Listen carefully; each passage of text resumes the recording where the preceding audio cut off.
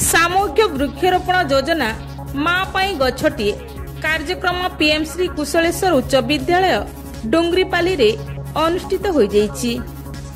प्रधान शिक्षक बाबूलाल साहू तत्वावधान रे अनुष्ठित वृक्षरोपण कार्यक्रम रे सोनपुर जिलापाल डॉक्टर नूरपराज साहू मुख्य अतिथि, जिला परिषद कार्यनिर्वाही अधिकारी अश्विनी मेहर, जिला शिक्षादी श्रीमती मीनाराणी मंगल, गोष्ठी उन्नयन अधिकारी संजीव कुमार साहू सम्मानित अतिथि रूपे जोगदे वृक्षरोपण करथिले।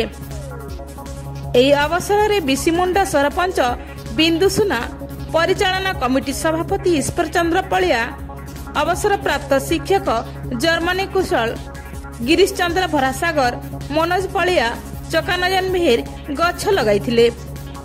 शिक्षयित्री नंदिनी महाना, स्नेहलता खेती, संजय कुमार पढ़ान, एकादश वर्गे जयनारायण मिश्र, बसंत कुमार भुए, निवेदिता मिश्र, नर्मदा पात्र, चौधरी विभार तथा छात्र छात्री द्वारा सामूहिक वृक्षरोपण करागला। एही अवसर में अनुष्ठित विभिन्न प्रतियोगिता रे कृतित्व अर्जन करिथिबा विद्यार्थी को पुरस्कार वितरण करागला।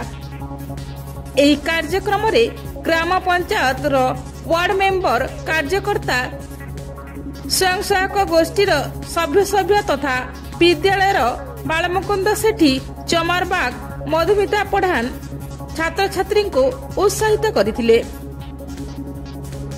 ब्यूरो रिपोर्ट, तनुषण टीवी।